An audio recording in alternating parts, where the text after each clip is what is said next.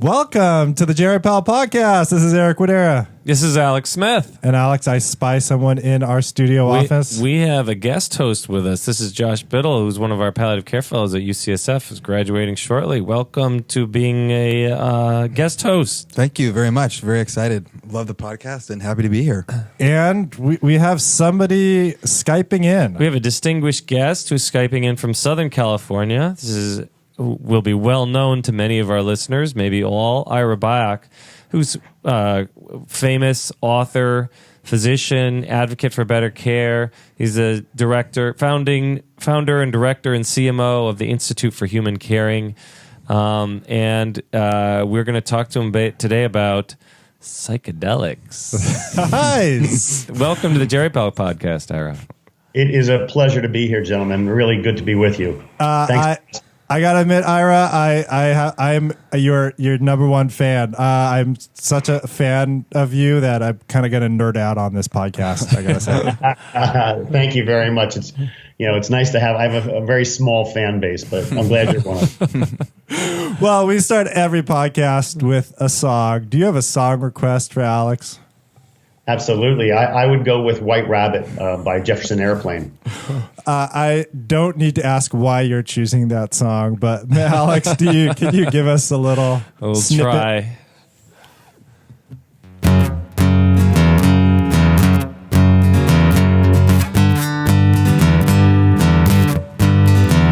Oh, one pill makes you larger, and one pill makes you small. And the ones that mother gives you don't do anything at all. Go ask Alice when she's 10 feet tall. There's a snippet with my cold as best I could do. Well, that song feels very apt for our discussion today on psychedelics. And this came from a JPSM article titled, what was the title again? It was Taking Psychedelics Seriously. Taking Psychedelics Seriously. How did you get interested in this as a subject? So, I'm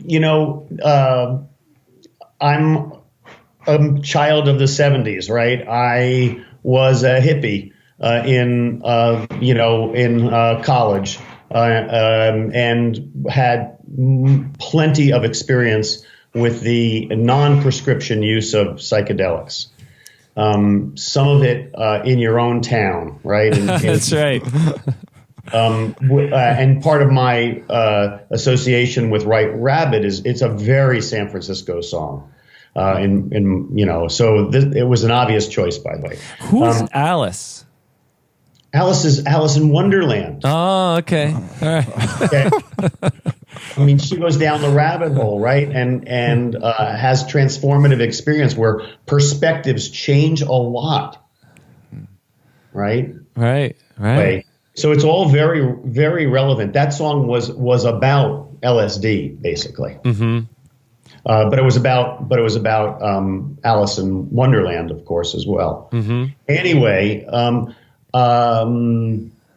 I had experience with psychedelics, and it was genuinely transformative. We'll talk about this, but it was not a recreational drug experience by any means whatsoever. I knew early on, from the very first, moments of the psychedelic experience, that this was something else.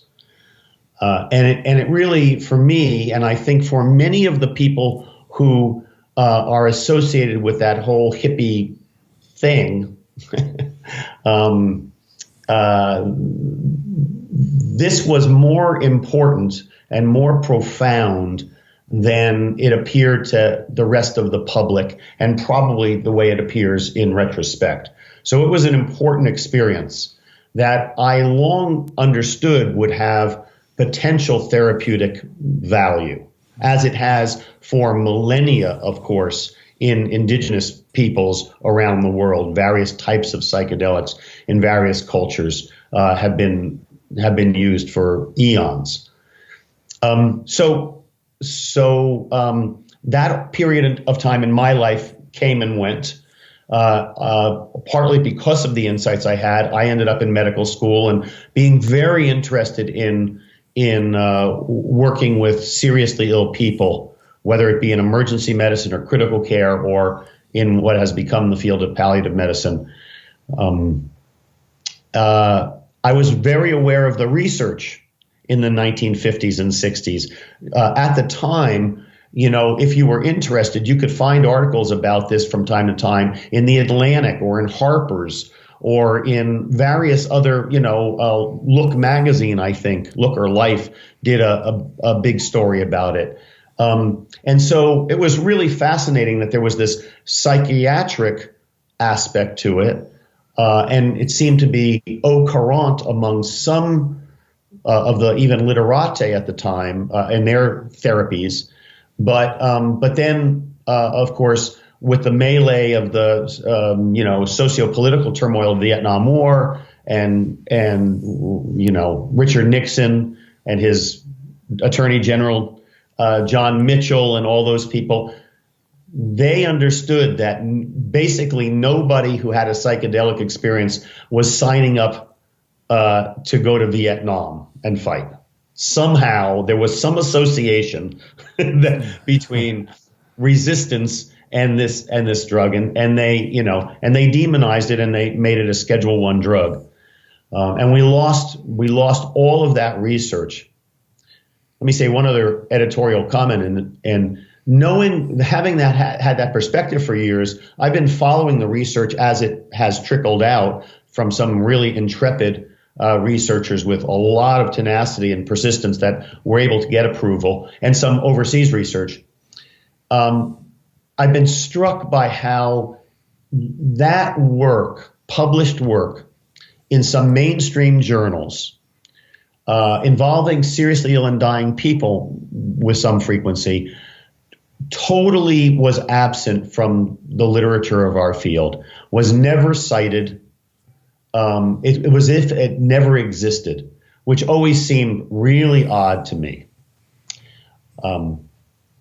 And so I'm finally going to answer your question, Eric. So with a number of articles coming out in the New Yorker and Harper's, new research from Johns Hopkins and UCLA Harbor and NYU, I thought, I haven't been involved. I've been doing other things in medicine, but this is something I could contribute to the field of hospice and palliative medicine by saying, look, there's people suffering. This stuff is actually real. It's really time to, take this stuff seriously. So, and I really like your article because it says take it seriously, which includes potential benefits and also there are potential risks associated with this. Like we should also have caution. It's not just a jump right, head first into the deep or shallow end. I always forget which one. No, this is really serious stuff. No question about it. These are potentially really dangerous drugs. How can I say this? They need to be used in a highly prepared, safe environment with people who know what they're doing. However, when they are used in a way that you're screening for people who are at higher than usual risk of having an adverse reaction, where you're actually preparing those people and guiding them through it, these drugs are very, very safe. And quite profound. So yes, this is not something that people should take lightly. It's not a recreational drug by any means, but this is really serious medicine that can respond to significant needs that our field has, but frankly, more importantly, that the people, patients, and families we serve have. All right, how about maybe we can take a step back? When we say psychedelics, what are we talking about here? Yeah, so we're talking about things that were initially plant-based psilocybin mushrooms, Amanita muscaria mushrooms, those sorts of things. There are a number of psychedelic chemicals in the environment, if you will, if you know how to look or where to look for them, I guess. Mescaline and peyote. Mescaline, right. DMT and ayahuasca are probably the two other main ones. Right. And yes, right. And then there's the toad skin. But we won't get to that probably. But synthetically, the main one is LSD, which has an experience very similar to the psilocybin experience, a little longer in duration, but very similar. And ecstasy or Molly. So ecstasy or Molly or MDMA, is a somewhat similar, is often talked about in the same category, but it is importantly different. It's actually categorized as an empathogen. There's sort of more emotive, compassionate, or empathetic parts to the experience, and that is, you can see that also on functional PET scans and the like. It lights up slightly different areas in the brain than the entheogens that kind of induce this, what for lack of a better term is called a mystical or spiritual experience. And those, most of what we just mentioned, LSD, psilocybin, are the two that has gotten most clinical attention, are in that pathway, if you will, or that category. Ketamine is also sometimes mentioned in this regard and has some similar properties when used at full dose, or higher than the doses that we use them for analgesic properties in our practice too. And I don't know if you find this distinction helpful, but sometimes people classify like the classic psychedelics, like you said, psilocybin, LSD, mescaline, DMT, as being the serotonin 2A receptor agonists, and other of the more psychedelic related molecules like MDMA releases serotonin. Other ones have different mechanisms. So some people group them in terms of the brain receptors that they target. Yeah. Yes. We're getting into the weeds here, but yes, indeed. I'm going to go away from the weeds. It sounds like the ones that give you trips are like the LSDs and the psilocybins versus something like ketamine or ecstasy and NMDA, right? Or no. MDMA. Mm. I am not hip with the lingo. Yeah, they were all, MDMA came into availability in the illicit market later, but was by the way made illegal later. Uh-huh.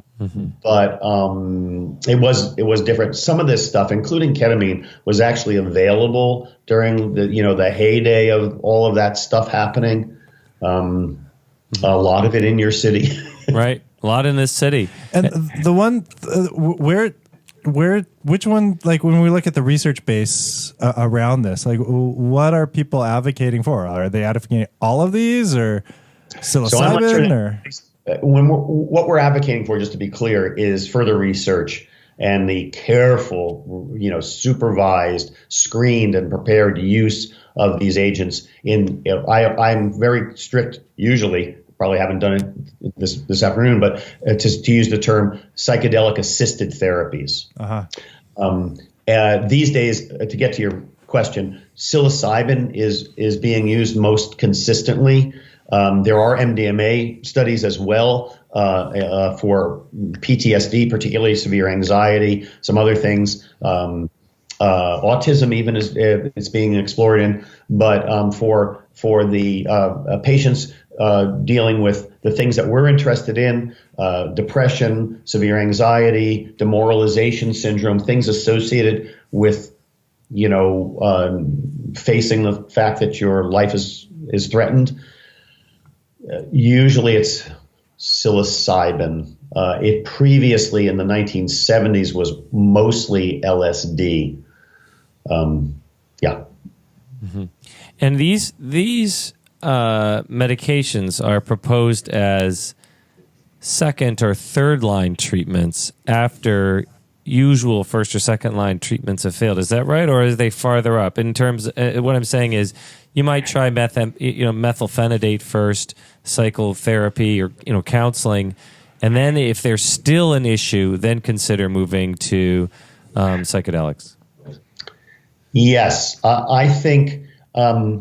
So when we're dealing with people who have a sense of their meaning, the lost meaning and value, have a sense that life is worth living, not worth living, I think, one of the first therapies is, in fact, our relationship with that person, letting that person know their life does still have value, right? I don't want to, that's really a very powerful thing. This therapeutic relationship thing is not woo-woo, it's real. Secondly, I think some of the counseling and the meaning-making counselings, logotherapy, dignity therapy, outlook intervention, Karen Steinhauser's work, my own work about developmental stuff is key and really often helps people reframe what they're going through in a larger framework of their life, and all of a sudden sometimes their life has meaning. But when people really are deep into that, demoralized, there is nothing.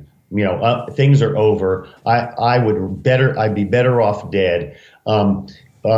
Before we decide that there's nothing left to offer them, they deserve to be offered a trial of psychedelic assisted therapies, because in some probably significant portion of people, they will achieve that reframing that makes whatever life they have left seem well worth living, precious, enhanced. People's commonly speak to an enhanced sense of meaning and intensity of life, moving closer to people that they love, all of that. So, at very least as a late stage therapy, and maybe in the process in the next 10 years, we'll find that there's other earlier roles for this, or situations in which we can predict that this has an important therapeutic role.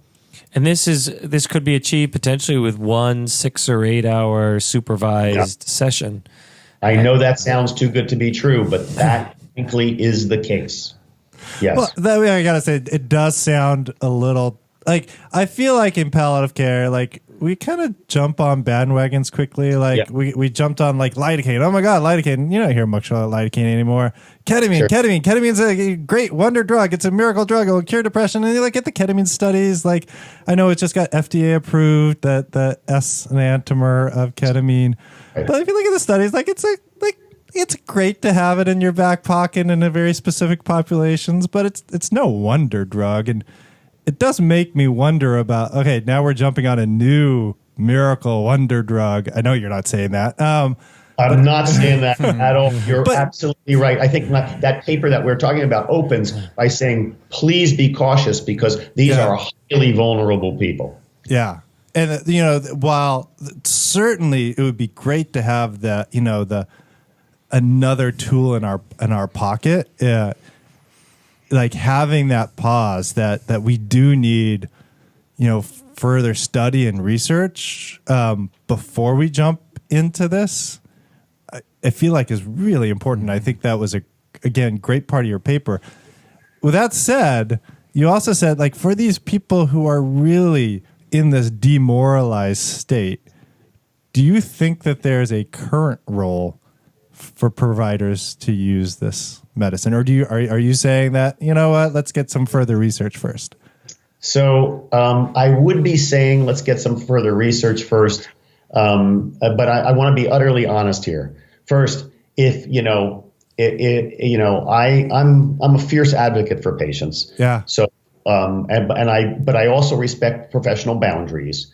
But if this was my mother or father, right, and they were demoralized and I had access to psilocybin, I'd be lying if I said, with my experience and being able to guide them, that I wouldn't consider them doing that. Particularly, and here's where I can even generalize, say it particularly personally, but we have 7 states, including the state of California, where it's legally possible for physicians to write lethal prescriptions. And if you look at the reasons why people are choosing to have lethal prescriptions and to hasten their own death, it is by and large feeling helpless and hopeless, feeling a burden. Life is not worth living, right?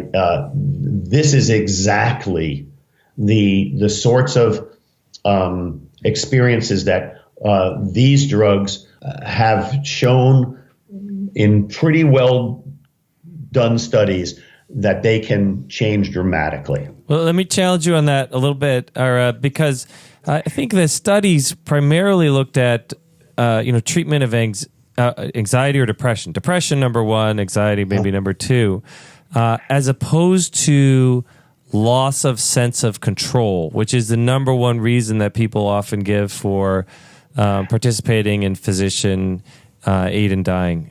And those are similar, but not the same, right? I agree. I agree. If you also read the narratives of people who have gone through that, like the NYU group has published a series of long quotes from people who have gone through that, you'll see that what they're subjectively expressing is a reframing. Well, that's my word, but a new sense of their life and perspective and their current situation. In perspective of, having inherent value moment to moment. So you're right that these studies largely they needed a pathologic diagnosis. Here's a big limitation of these studies: you had to have a DSM-5 level of depression or anxiety to get into the newer studies. A number of those people were terminally ill and were having that level of anxiety or depression in relation to their terminal illness. I would also say, if you go back and read the Spring Grove studies from the 70s, Stanislaus Grof studies or Eric Kast's studies from Chicago, in those, although they were tracking depression, a lot of those people were simply terminally ill, and what their level of mood disorder was related to the terminal illness. And again, the experiences were quite substantial. Mm-hmm. All right, so we're going to go back to this. So 8-hour session, significantly changing things that it's difficult to do with any other therapy or treatment. How does it actually work? What's the theoretical? So let me just say, I can hear the skepticism in your voice, Eric. And as I said in that paper, there's a difference between skepticism and cynicism. Yeah. I applaud your skepticism. It's warranted. The cynicism, however, may keep us from looking at something that just happens to be damn near this good. The 6-hour thing, how that changes perspective. Here's an analogy. Let's say that you were Elon Musk, or you were a friend of Elon Musk's, and he could take you to space for 8 hours and deliver you home in his SpaceX. And you go up and you spend 8 hours looking at the world, watching it turn, seeing cycles of night and day, and you come back and say, holy heck, things just look a lot different. Yeah. I had no idea. I was stuck in my own little head with my assumptions about what's important, thinking about my career and the mortgage and wow, like, no, this is different, right? That's kind of what people experience. It's not an intoxication. It is a new perspective that seems absolutely as legitimate. And in retrospect, testing it is absolutely as legitimate as your current worldview. It's just, you just had your mind expanded. I know that sounds like 70s, I was with you until the end there. I almost said blown. At least I called that. I think that's a terrific argument. I think that's much stronger argument to me than the, we have people, states who are legalizing physician aid in dying, and that we should have this in our armamentarium, that we should do this because it has the potential to treat suffering, to treat depression, to treat demoralization, sense of hopelessness, loss of purpose. And that's an argument that appeals broadly to all folks, regardless of your position on physician aid in dying. Listen, I wasn't making a political. Well, I was making a political statement, but not in opposition to aid in dying. I was just simply saying that in those states, the Puritan notion that we shouldn't be offering these medications kind of falls short. Because, if for the same exact indications you would offer this, shouldn't you, they have a right to try? Yeah. Yeah. I mean, So in today's political climate, what can we do? What can our listeners do in order to advocate for the next step here of, improve access, research, changing laws? What do we do? So I would say this is not political. That this is not one that has been taken, an issue that's been taken up on one side or another of the bipartisan or the partisan debates. I think what we need to advocate for is more research. Clearly, research is warranted. I think our listeners, if you're interested, frankly, read Michael Pollan's book, How to Change Your Mind. He's done a really nice job. He's an investigative reporter or, a very good journalist, or has written multiple best-selling books, and he did his homework. And he's such a skillful writer that he really lays out the history, the indigenous people stuff, the what's going on what has happened in the history of the medical use and research, and what's happening. And I know we didn't get to your question, but he even looks at some of the current research, and in pretty clear English lays out some of the pharmacology and the neuroimaging and functional neurophysiology of what is importantly called the default mode network, which is sort of why we have assumptions and why we go through the world so seamlessly, because we've already figured stuff out.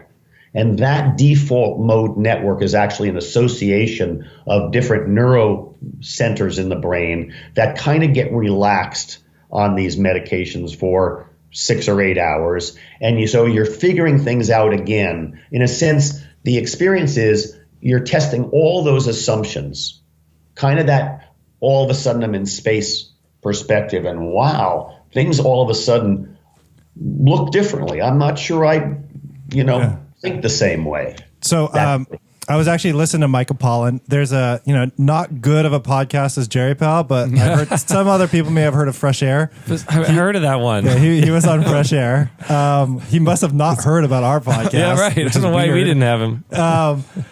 Just yet. But he a great podcast with him, and he was talking about how, as humans, we, the way we think about things is through stories, and we know stories matter a lot, and we get into the cycle of creating our own story, and that can kind of spiral down with kind of negative stories about ourselves, about what's going on, about hopelessness, and that psilocybin and some of these other agents can actually help rewrite kind of the stories that we tell ourselves. I may just be completely making it. I may have had a bad trip last night, but does that sound right? Am I summarizing that right? Well, it's sort of one way of expressing their potential beneficial effects, that you get to write your story again, or kind of reframe your story. I like that sense of reframing, because I think over the years, that's my counseling with people. That's where I've been most successful. When people, you're not changing their situation. Their situation is what it is, and many times it kind of sucks, Mm-hmm. But if they can have a different perspective, their current lived experience just feels different, and yes, their narrative changes. Some of us talk about restoring the continuity of a person's narrative. Yeah, right. It also feels like a lot of therapy, current therapy, is around that too. You're helping somebody, help them redefine kind of and get perspective over what's happening in their lives. Yes, exactly. That's why I think psychedelic assisted therapies must not remain in the realm solely of psychiatry, that in the context of kind of full service palliative care, in the context of that relationship that is already addressing not only physical sources of discomfort, but the emotional, social, spiritual, and helping people indeed sort of review their lives, create legacies, achieve some sense of meaning, that these are important, potentially important expansion of our therapeutic capacities. And yeah, Ira, to that point, I remember at AHPM a couple months ago, Dr. Anthony Bossis from NYU, the psychologist that ran one of the recent randomized controlled trials, really said that he thought that palliative care was the house in which this research should live. So I agree with you on that point. I had a question about, maybe this is a little bit provocative. I really appreciate you talking about how important the relational aspect of the work is with our patients, and that really psychedelics are just a tool to, enhance that relationship and do really hard therapeutic work for the patient. And as we sort of, as you said, advocate sending our patients off into space, do you think that providers have some ethical or moral responsibility to also go to space, so to speak, and so that they know what their patients are going through and can have a more empathic relationship to them? It sounds like he's suggesting another Jerry Powell taste test, Alex. I know Jerry Powell loves the taste test, so I'm bringing that up here. Yeah, you're going to bring the frog in next time. It's the toad. Oh, toad. Smoking the toad. Short answer is yes. Certainly, if you're going to be a guide, I think under careful, prepared circumstances with serious intention, yes, this would be an important part of the training, if you will. Just like psychiatrists or psychoanalysts used to have to go through psychoanalysis, and I think if psychiatrists don't go through therapy, that's a real problem in training. Honestly, that you have to have an experience of what this feels like, and I think in this regard, yeah, it would be highly beneficial. So, okay, shifting gears again, getting back to what's it going to take to get this approved? FDA is the one who's in charge. That's the body that decides what schedule the medication is or the substances. I think it's the FDA and the DEA. I think the DEA schedules the drug. DEA schedules. So it's really the DEA that we need to bring pressure on, and the DEA is a federal entity, so it's probably the current administration is appointing head of DEA. We're not talking about going. However, if they had pressure from Congress, it might help as well. So I think we just need more research right now. I honestly think the research will be strong enough to erode the politics. I think if we don't screw this up this time and don't, sort of jump too fast, what happened last time, even though I was personally a beneficiary of it, was not good. This thing got out into the public and was misused. These are serious drugs that became, in fact, this kind of recreational stuff, and people, some people were having phenomenal trips, but it was like we created an epidemic of manic depression among people using this stuff, right? We don't want to do that. You really want to keep this tightly supervised and studied for the moment, but we need to move swiftly along those lines because this puppy is not going to stay in its cage, and so it will be being used elsewhere. Speaking of, are there opportunities? So what's really going to change? I mean, how is this really going to happen? If the public clamors for it, yes, that would be one way.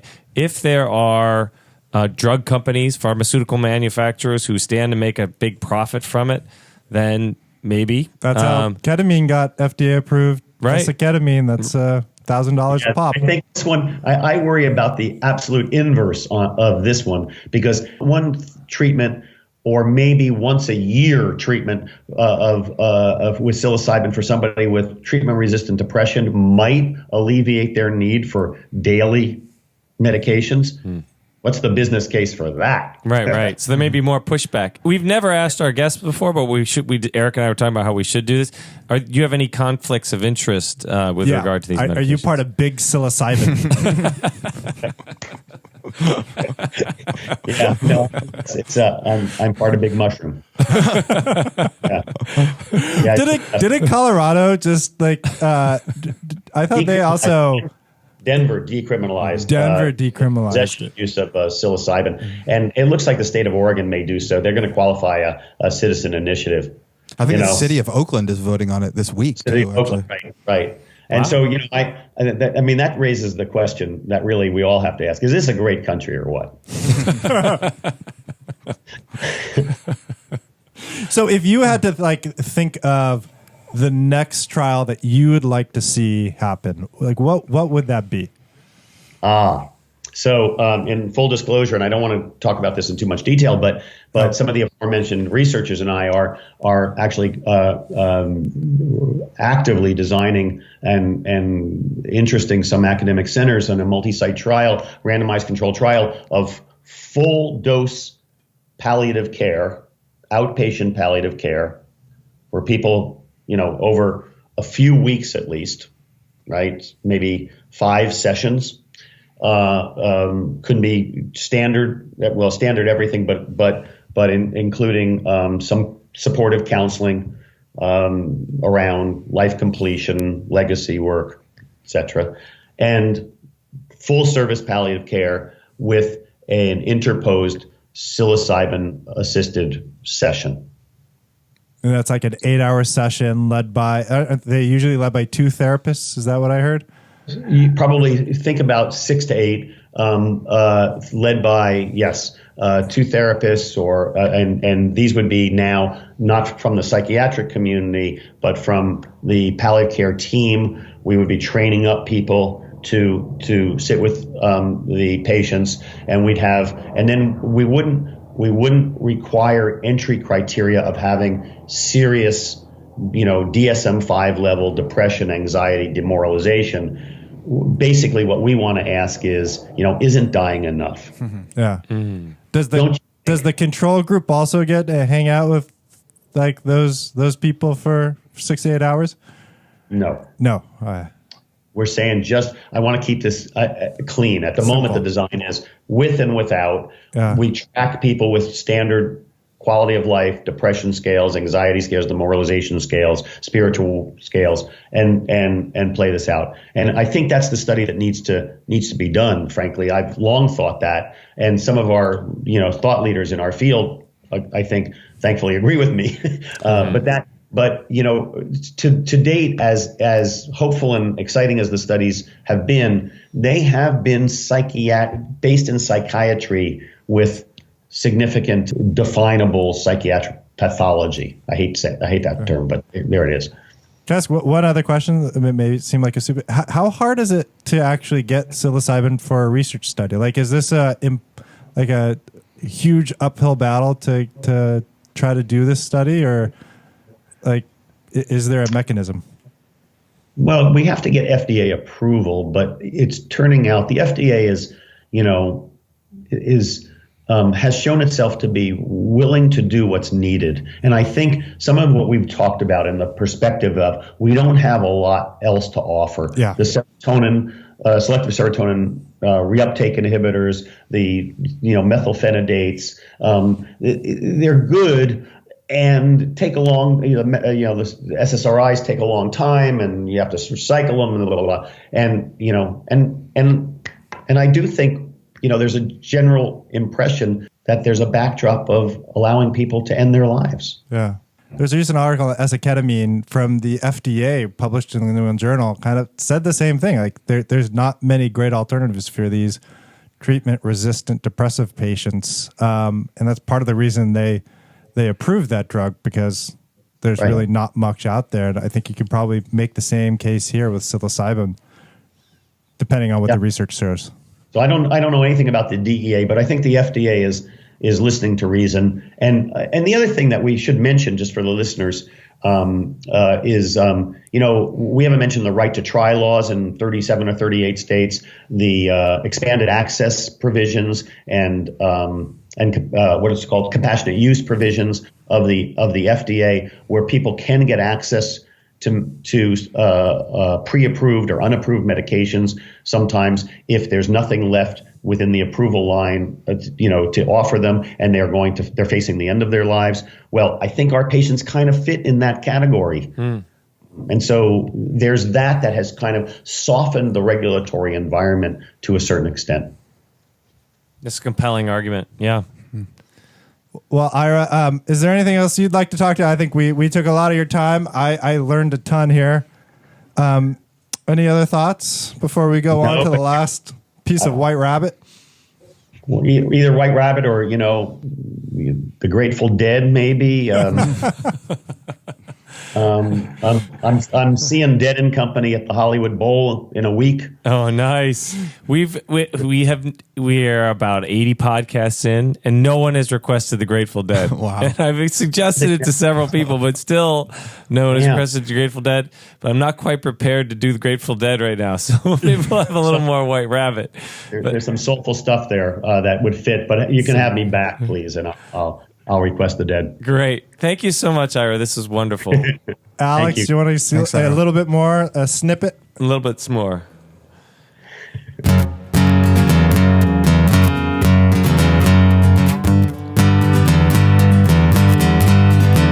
And if you go chasing rabbits and you know you're going to fall, tell them a hooky smoking caterpillar has given you the call.